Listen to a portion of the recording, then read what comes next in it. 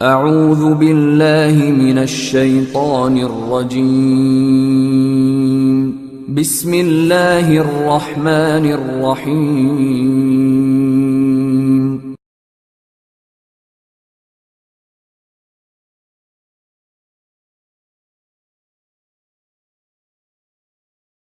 کم بھی وَيُذْهِبْ عَنْكُمْ رِجْزَ الشَّيْطَانِ وَلِيَرْبِطَ عَلَى قُلُوبِكُمْ وَلِيُثَبِّتَ بِهِ الْأَقْدَامَ۔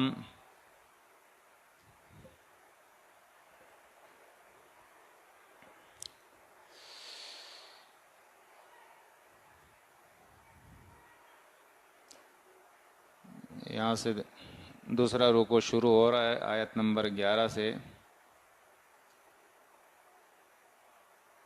جنگ بدر کا واقعہ ہے، جو احسانات اللہ نے مومنین پہ کیے تھے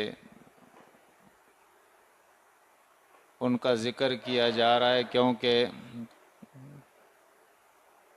کل کی آیت میں 10ویں نمبر آیت میں اللہ رب العزت نے فرمایا تھا وَمَا النَّصْرُ إِلَّا مِنْ عِنْدِ اللَّهِ، مدد تو صرف اللہ ہی کے طرف سے ہوتی ہے۔ اب اللہ نے جس طرح مدد کی ہے اس کی کچھ جھلکیاں اللہ دکھا رہا ہے۔ اذ یاد کرو وہ وقت یغشیکم النعاس،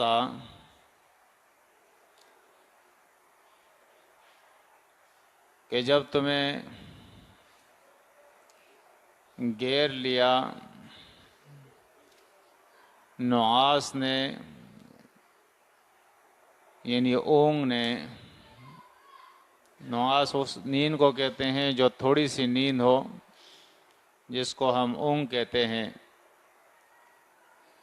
تھوڑی دیر کے لیے صحابہ کرام جن کی حالت خراب ہو رہی تھی، تھکاوٹ، گرمی، دھول مٹی، پھر دشمن کے ساتھ مقابلہ، اور دشمن جو ہے وہ تعداد میں زیادہ ہے، اسلحے سے لیس ہے۔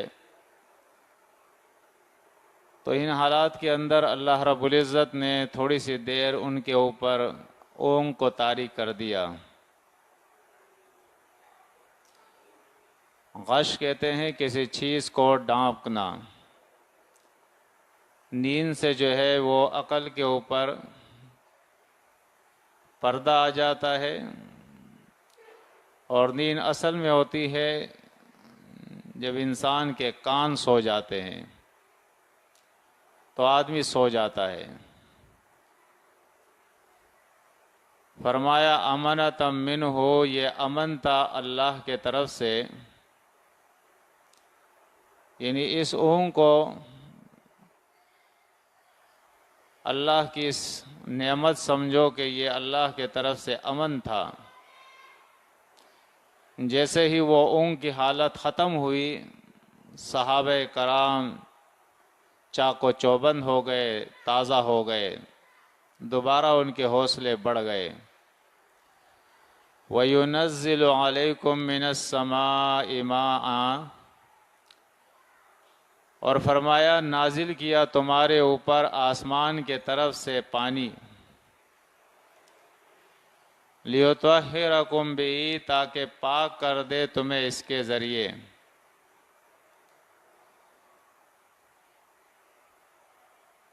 تاکہ جسم کے اندر جو میل کچیل ہو وہ ختم ہو جائے، تھکاوٹ دور ہو جائے، اور وہ اونگ اور نیند کی جو سستی ہے وہ ختم ہو جائے۔ وَيُذْهِبْ عَنْكُمْ رِجْزَ الشَّيْطَانِ، اور دور کر دے تم سے شیطان کی پلیتی، اس سے مراد شیطانی وسوسے جو دل میں آ رہے تھے۔ وَلِيَرْبِطَ عَلَى قُلُوبِكُمْ، اور تاکہ مضبوط کر دے تمہارے دلوں کو۔ وَيُثَبِّتَ بِهِ الْأَقْدَامَ، اور جما دے اس کے ذریعے تمہارے قدموں کو، تو یہ اللہ کی وہ نعمتیں تھی جو اس وقت ان کو میسر آئی تھی۔ اذ یاد کرو وقت یوحی ربک الی الملائکۃ، جب اللہ نے وحی کی، تیرے رب نے وحی کی ملائکہ کے طرف، اور وہ وحی یہ تھی انی معکم، کہ میں تمہارے ساتھ ہوں، فثبتوا الذین آمنوا، پس تم مضبوط کرو ان لوگوں کو جو ایمان والے ہیں۔ ملائکہ کو اللہ نے وحی کر کے مومنین کے مدد کے لیے انہیں حکم دیا، سألقی فی قلوب الذین کفروا الرعب، ان قریب ہم ڈال دیں گے کافروں کے دلوں میں ہیبت، رعب کہتے ہیں دل کو ہیبت سے بھر دینا، ہم کافروں کے دلوں میں ہیبت ڈال دیں گے۔ فَاضْرِبُوا فَوْقَ الْأَعْنَاقِ، پس مارو تم ان کے گردنوں پر۔ صحابہ کرام کہتے ہیں کہ ہم دیکھتے تھے کہ ابھی ہماری تلوار ان تک پہنچی نہیں ہوتی تھی کہ ان کی گردن الگ ہو جاتی تھی۔ یہ اللہ کی وہ غیبی مدد تھی جس کے لیے اللہ نے ملائکہ کو بھیجا تھا۔ وَاضْرِبُوا مِنْهُمْ، اور مارو ان میں سے کل بنان، ہر جوڑ پر۔ بنان یہ انگلیوں کے جو پول ہوتے ہیں، جوڑ ہوتے ہیں، تاکہ وہ لڑنے کے قابل ہی نہ ہو۔ ذالک، یہ عذاب ان کافروں کے لیے، بِأَنَّهُمْ، اس لیے کہ یہ لوگ شاق اللہ ورسولہ، شاق اللہ، انہوں نے مخالفت کی ہے اللہ کی، ورسولہ، اور اس کے رسول کی۔ وَمَن يُشَاقِقِ اللَّهَ وَرَسُولَهُ، اور جو کوئی مخالفت کرے اللہ اور اس کے رسول کی۔ شاق اصل میں کہتے ہیں کسی چیز کا دو حصوں میں بٹ جانا، اور اس طرح سے بٹ جانا کہ باہم ایک دوسرے سے مقابل ہو۔ تو یہ لوگ اللہ اور رسول سے کٹ کر مقابلے میں آ گئے ہیں، اور اسی طرح ہر مشرک اور مبتدی ہوتا ہے جو بدعت کرتا ہے، ہر فاجر اور فاسق ہوتا ہے جو اللہ کی اور رسول کی نافرمانی کرتا ہے۔ فَإِنَّ اللَّهَ، بے شک اللہ، شدید العقاب، سخت عذاب دینے والا ہے، دنیا اور آخرت کے اندر وہ عذاب دیتا ہے۔ ذالکم، یہ عذاب تمہارا جو ہے یہ تو ہے، فذوقوہ، پس چکو اسے، وَأَنَّ لِلْكَافِرِينَ عَذَابَ النَّارِ، اور بے شک کافروں کے لیے عذاب ہے آگے جہنم کا، یعنی دنیا کے اندر بھی ان کے لیے عذاب ہے اور آخرت کے اندر بھی ان کے لیے عذاب ہے۔ اب پھر خطاب مومنین سے کیا جا رہا ہے، یا ایھا الذین آمنو، اے ایمان والو، اذا لقیتم الذین کفروا، جب تم ملو ان لوگوں سے جو کافر ہے، زحفاً، جنگ کے دوران۔ زحف اصل میں کہتے ہیں کسی کا آہستہ آہستہ کسی کی طرف بڑھنا۔ تو جنگ کے اندر جب تم کافروں سے ملو اور ان کے طرف بڑھو، فَلَا تُوَلُّوهُمُ الْأَدْبَارَ، تو مت پھیرو ان کے طرف اپنے پیٹھ، یعنی دبر کی جمع ادبار ہے، ان کے طرف پیٹ کر کے مت بھاگو، اس سے مراد جو ہے جنگ سے بھاگنا ہے۔ وَمَن يُوَلِّهِمْ اور جو بھاگے گا ان سے یومئذ اس دن، جنگ کے دن جو بھاگے گا ان کافروں سے، دشمنوں سے، وَمَن يُوَلِّهِمْ اور جو پیٹ کرے گا ان کے طرف، یومئذ اس دن، دبرہ اپنے پیٹ سے، پلٹے گا اس دن اپنے پیٹ سے، یعنی ان کے طرف اگر دبر کرے گا، پیٹ کرے گا۔ اب اللہ جو ہے، اب استثنائی حالت اللہ بیان کر رہا ہے اور وہ دو ہے، الا متحرفا لقتال، الا یہ کہ وہ ہنر کر رہا ہو قتال کے لیے، وہ ٹیکنک کر رہا ہو، ہنر کر رہا ہو، داؤ کر رہا ہو، لقتال ان قتال کے لیے۔ اس کا طریقہ یہ ہوتا ہے کہ وہ اپنے لشکر کے طرف جو ہے دوڑتا ہوا جاتا ہے، دشمن سمجھتا ہے کہ یہ مجھ سے بھاگتا ہے، دشمن اس کے پیچھے جاتا ہے، وہ فوراً پلٹ کے اس کے اوپر وار کرتا ہے۔ اس کو کہتے ہیں متحرفن۔ متحرف حرف سے ہے، حرف اصل میں کنارے کو کہتے ہیں، یعنی اگر کوئی کنارہ کرتا ہے اور قتال کے لیے کرتا ہے، ہنر کرتا ہے قتال کے لیے، او متحیزن الی فئۃ، یا وہ جا ملتا ہے اپنے جماعت سے، یعنی اپنی جماعت سے وہ دور ہو گیا ہے، دشمن کی طرف آ گیا ہے، اب وہ واپس جا رہا ہے، تو یہ وہ دو صورتیں ہیں پلٹنے کی جس کے اندر گناہ نہیں ہے۔ اب دوبارہ سلسلہ شروع ہو رہا ہے، وَمَن يُوَلِّهِمْ يَوْمَئِذٍ دُبُرَهُ، جس نے پیٹ کی اس دن کافروں کی طرف، تو پھر کیا ہوا؟ فَقَدْ بَاءَ، یقیناً یہ گرفتار ہو گیا، بِغَضَبٍ مِّنَ اللَّهِ،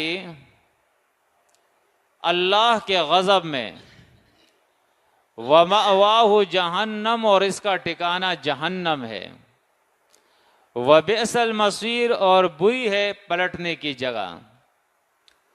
آپ دیکھیں، شاید کسی کی نظر میں یہ معمولی بات ہو، لیکن اللہ رب العزت اس کی کتنی اہمیت بیان کرتا ہے کہ ایک مومن اگر میدان قتال کے اندر دشمن کی حوصلہ افزائی، اس لیے دشمن کی حوصلہ افزائی اس سے ہوتی ہے کہ آدمی پیٹ پھیر کے جو ہے بھاگ جائے، دشمن جو ہے وہ حوصلہ پکڑتا ہے، وہ قوت میں آ جاتا ہے، اور جماعت المسلمین جو ہے وہ کمزور ہو جاتی ہے اس سے۔ تو اللہ بیان فرماتا ہے جو یہ حرکت کرے گا کہ دشمن کے طرف پیٹ کرے گا، بھاگ جائے گا، تو وہ اللہ کے غضب کے اندر گرفتار ہو گیا، اور آخرت میں اس کا ٹھکانہ جہنم ہے، اور یہ بری جگہ ہے لوٹنے کی۔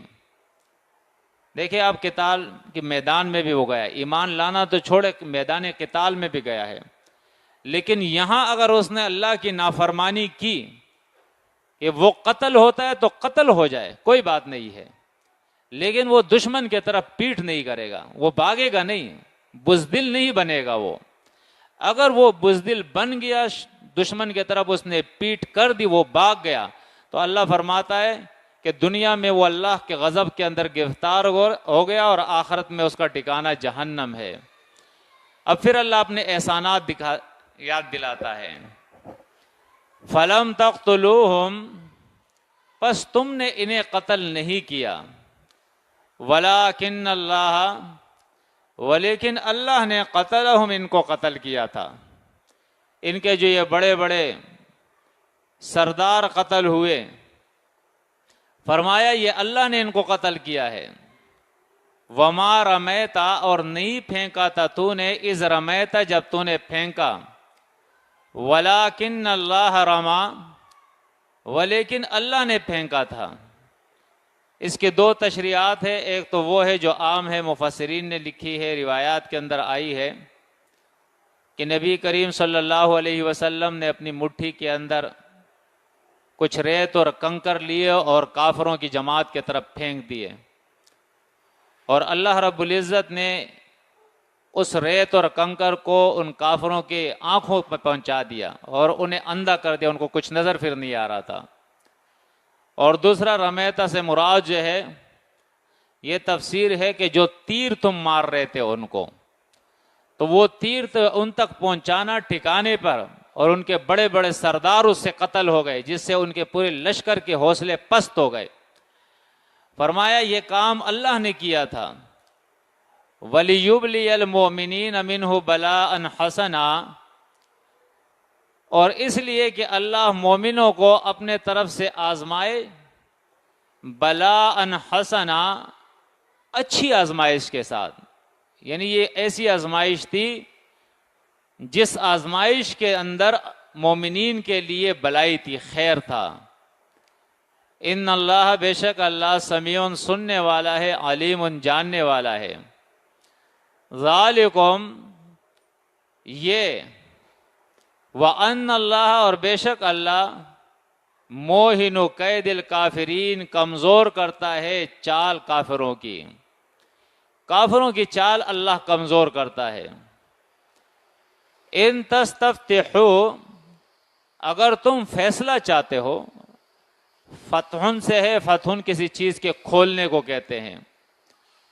تو یہاں دیکھیں نبی کریم صلی اللہ علیہ وسلم میدان بدر میں کھڑے ہیں اور دونوں ہاتھ اٹھا کر اللہ سے دعا کر رہے ہیں کہ مالک یہ تھوڑے سے تیرے بندے ہیں، آج اگر یہ ہلاک ہو گئے تو تیری عبادت کرنے والا کوئی نہیں رہے گا، مالک تو ان کو غلبہ عطا فرما۔ وہاں دوسری طرف آپ دیکھیں کہ ابو جہل کھڑا ہے، ابو جہل، اور اس کی لشکر ہے، اور انہوں نے ہاتھ اٹھائے ہوئے اور وہ اللہ سے دعا کر رہے ہیں۔ وہ دعا بعد میں آئے گی کہ اے اللہ اگر یہ حق پہ ہے، جو بھی جماعت حق پہ ہے، تو ان کو غالب کر دے، اور جو ناحق ہے تو ان کو سزا دے دے۔ تو اس کا مطلب ہے کہ وہ اپنے آپ کو اہل حق کہتے تھے، ہدایت پہ کہتے تھے، جس طرح آج کا مشرک شرک کے باوجود اپنے آپ کو ہدایت پہ کہتا ہے، ہر مبتدی اپنے آپ کو اچھا کہتا ہے۔ اسی طرح مشرکین مکہ بھی دعائیں کر رہے تھے۔ تو اللہ فرماتا ہے ان تستفتحوا، اگر تم فیصلہ چاہتے ہو، فتح کی دعائیں کرتے ہو، فقد جاءکم الفتح، پس آ گیا تمہارے پاس فیصلہ، اللہ نے فیصلہ کر دیا۔ وَإِن تَنْتَهُوا، اور اگر تم اپنے شرک اور کفر سے باز آ گئے، اللہ اور رسول کی مخالفت سے باز آ گئے، فَهُوَ خَيْرٌ لَكُمْ، تو یہ بہتر ہے تمہارے لیے۔ وَإِن تَعُودُوا، اور اگر تم پلٹو گے، یعنی جنگ کی طرف دوبارہ آؤ گے، نعود، تو ہم بھی دوبارہ آئیں گے، پلٹیں گے عذاب کی طرف، دوبارہ تمہیں شکست دیں گے اور عذاب دیں گے۔ وَلَن تُغْنِيَ عَنْكُمْ فِئَتُكُمْ شَيْئًا، اور کچھ کام نہیں آئے گا تمہاری یہ جماعت تم سے کوئی ذرہ بر مصیبت دور نہیں کر سکے گی۔ وَلَوْ كَثُرَتْ، اگرچہ یہ زیادہ ہو۔ وَأَنَّ اللَّهَ، اور بے شک اللہ، مع المومنین، مومنوں کے ساتھ۔